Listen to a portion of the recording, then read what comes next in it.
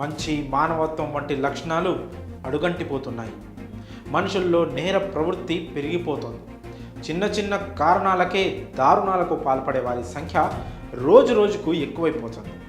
అత్యంత కిరాతకంగా పాశవికంగా హత్యలు చేస్తున్నారు. కొన్ని నేరాలు జరిగిన తీరు చూస్తే మనుషులు ఇంత రాక్షసంగా కూడా ఉంటారా అనిపించక మానదు.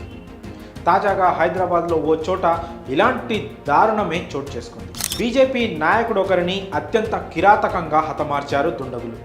అతడి ప్రైవేట్ పార్ట్స్ కట్ చేసి గొంతు కోసి అత్యంత భయానకంగా హత్య చేశారు. హైదరాబాద్ యూసఫ్గూడ ఎల్ఎన్ నగర్లో బీజేపీ నేత ఒకరు దారుణ హత్యకు గురయ్యారు. 10 మంది గుర్తు తెలియని దుండగులు అత్యంత పాశవికంగా దాడి చేసి హత్య చేశారు. వివాహేతర సంబంధమే ఈ దారుణానికి కారణంగా తెలుస్తోంది. ఈ ఘటనపై పోలీసులు తెలిపిన వివరాలు ఇలా ఉన్నాయి. నాగర్ కర్నూలు జిల్లాకు చెందిన సింగోటం రాము బీజేపీ పార్టీ వ్యవహారాల్లో చురుగ్గా పాల్గొనేవాడు. దాంతోపాటు రియల్ ఎస్టేట్ వ్యాపారం చేసేవాడు. ఇక వ్యక్తిగత జీవితం విషయానికి వస్తే అతడికి భార్య, ఓ కుమార్తె ఉన్నారు.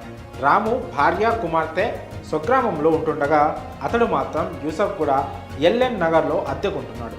అయితే బుధవారం రాత్రి 11 గంటల సమయంలో కొందరు గుర్తు తెలియని దుండగులు అతడు అద్దెకు ఉంటున్న నివాసం దగ్గరకు వచ్చి రాముపై దాడి చేశారు.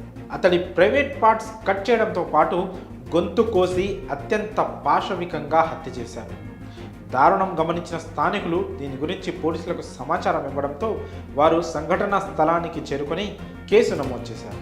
అనంతరం రాము మృతదేహాన్ని పోస్ట్మార్టం నిమిత్తం ఉస్మానియా ఆసుపత్రికి తరలించారు. వివాహేతర సంబంధం కారణంగానే ఈ హత్య జరిగి ఉండొచ్చని స్థానికులు అంటున్నారు.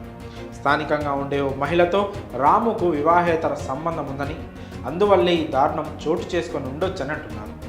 కేసు నమోదు చేసి దర్యాప్తు చేస్తున్నారు పోలీసులు.